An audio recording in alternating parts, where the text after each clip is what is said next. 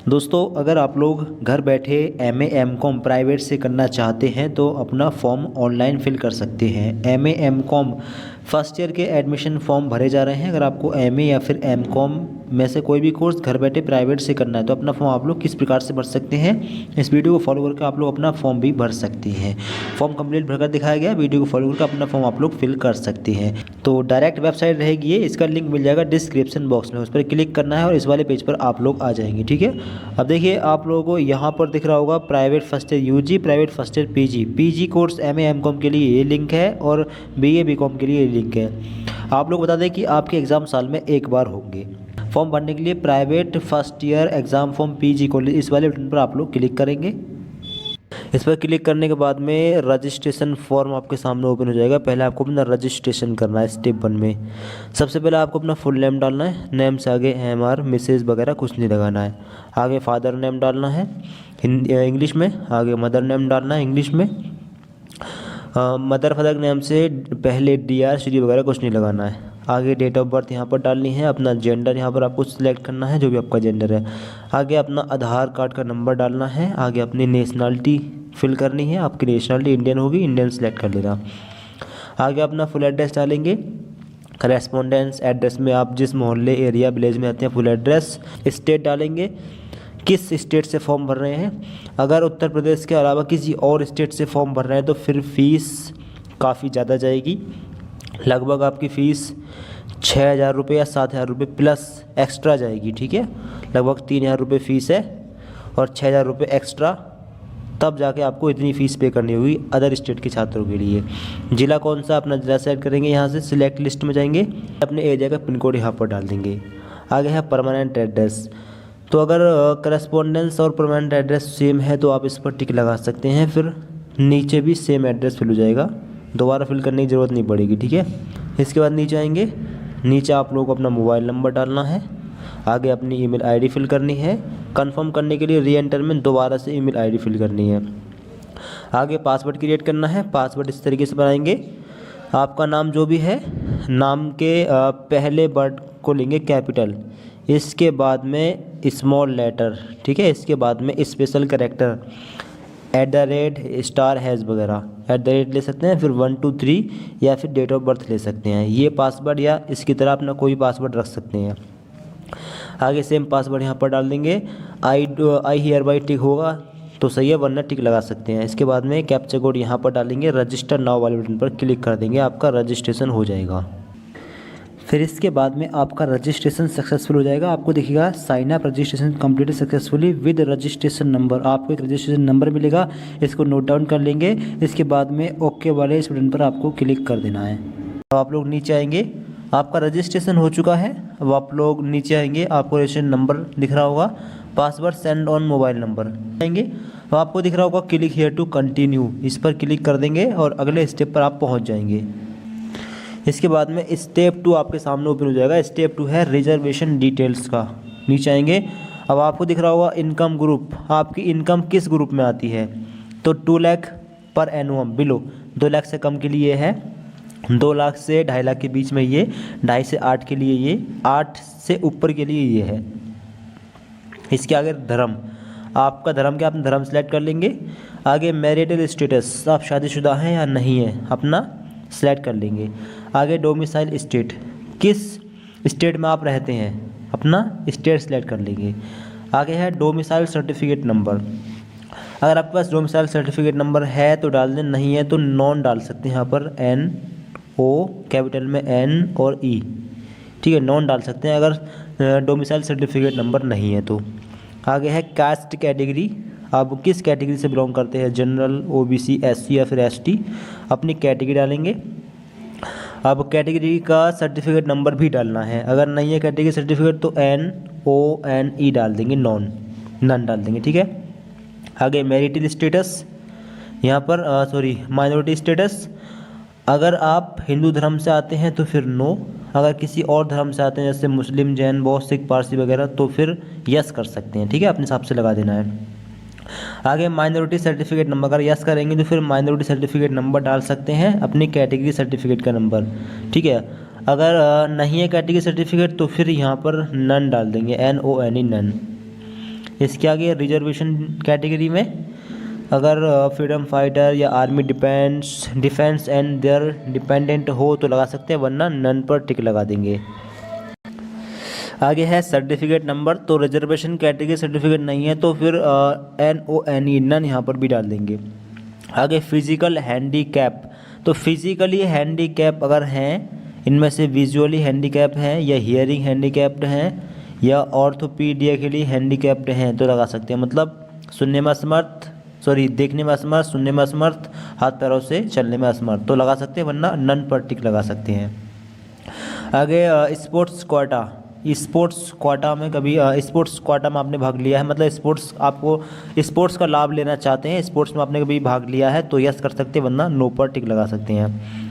आगे weightage claim में university weightage claim, son daughter spouse university employ हो तो लगा सकते हैं, वरना नन पर टिक लगा देंगे।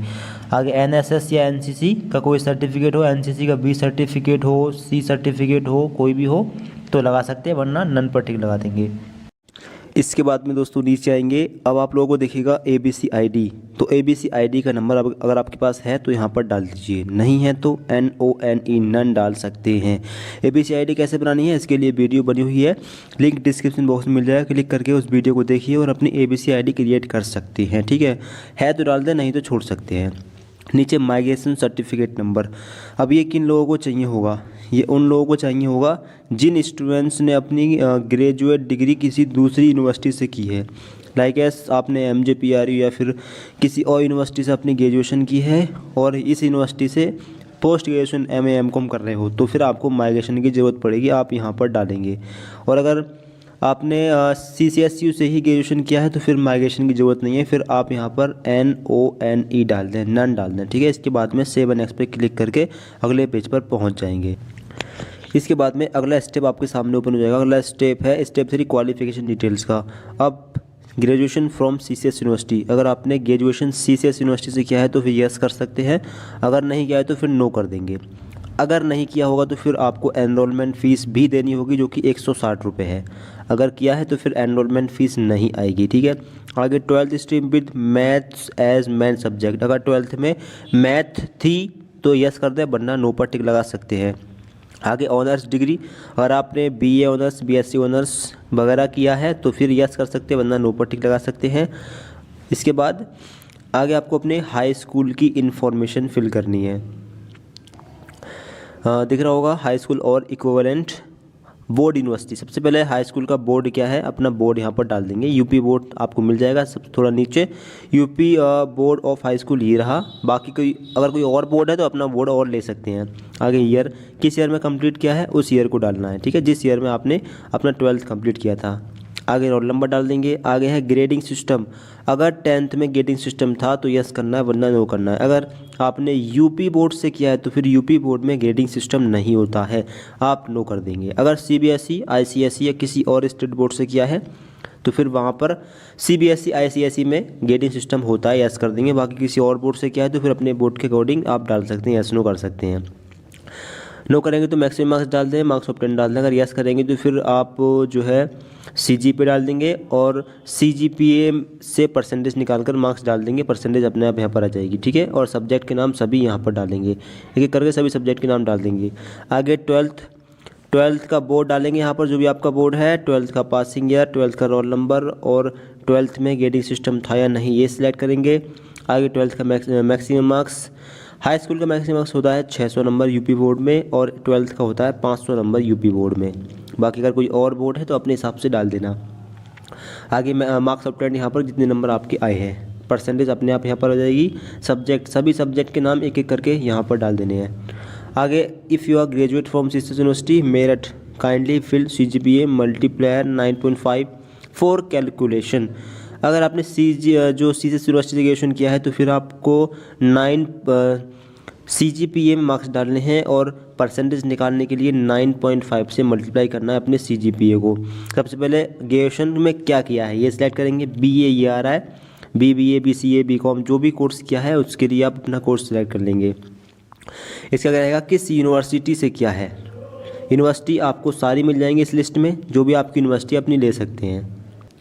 आपकी चौधरी चरण सिंह यूनिवर्सिटी आपको ये मिल जाएगी, चौधरी चरण Singh university Meerut 250004 Uttar Pradesh state university. इसको सिलेक्ट कर लेंगे अगर CSSC किया है तो। आगे ईयर, किस ईयर में कंप्लीट कर लिया है, कंप्लीट करने वाला ईयर आप डालेंगे। इसके आगे रोल नंबर, ग्रेजुएशन का रोल नंबर डालेंगे। ग्रेजुएशन में CGPA है या नहीं ये सिलेक्ट करेंगे। तो अब 2021 से CGPA आ चुका है रेगुलर में, अगर रेगुलर से किया तो फिर CGPA है, प्राइवेट से किया है तो CGPA नहीं होगा, क्योंकि उसमें एनुअल पैटर्न है, उसमें फिर मैक्सिमम मार्क्स वगैरह डालने होंगे आपको। तो अगर रेगुलर से किया है तो फिर यस करते हैं, अगर प्राइवेट से किया है तो नो कर सकते हैं। अगर यस करेंगे तो फिर मैक्सिमम मार्क्स में डालेंगे 10, और मार्क्स ऑफ 10 में अपने रिजल्ट पर चेक करेंगे। जितना भी CGPA होगा आपका फाइनल वाले रिजल्ट पर, तो उस CGPA को 9.5 से डिवाइड कर देंगे, मल्टीप्लाई कर देंगे, फिर आपकी परसेंटेज आ जाएगी। ठीक है, फिर परसेंटेज को नंबरों में कन्वर्ट करके यहाँ पर डाल देना, या फिर परसेंटेज ही डाल देना। ठीक है, और इसके आगे यहाँ पर परसेंटेज अपने आप आ जाएगी। आगे सब्जेक्ट, क्या सब्जेक्ट थी, सब्जेक्ट यहाँ पर डालनी है। और अगर CGPA नहीं हो तो फिर नो करें, मैक्सिमम मार्क्स डालें तीनों साल का मिलाकर, मार्क्स ऑफ 10 डालें तीनों साल का मिलाकर, और परसेंटेज यहाँ पर अपने पर जाएगी। सब्जेक्ट के नाम यहाँ पर डाल देंगे, 2 सब्जेक्ट है, 3 होंगी लास्ट ईयर में, तो 2-3 के नाम डाल देंगे। ठीक है, इस प्रकार से इन्फॉर्मेशन भरें। आगे PG की इन्फॉर्मेशन दे सकते हैं अगर हो तो। आगे अदर में कोई डिप्लोमा किया है, सर्टिफिकेट कोर्स किया है तो उसकी इन्फॉर्मेशन भी दे सकते हैं, वरना छोड़ सकते हैं। आगे UG सब्जेक्ट 1, अब 3 सब्जेक्ट मांगी गई हैं, एक कंपलसरी है, तीनों ही देने होंगे आपको। ठीक है, एक सब्जेक्ट सेलेक्ट करें। ग्रेजुएशन में आपके पास क्या सब्जेक्ट थी, एक सब्जेक्ट लें, फिर इस सब्जेक्ट का मैक्सिमम मार्क्स क्या है वो यहाँ पर डालें, 100-200 जो भी होगा वो डालें।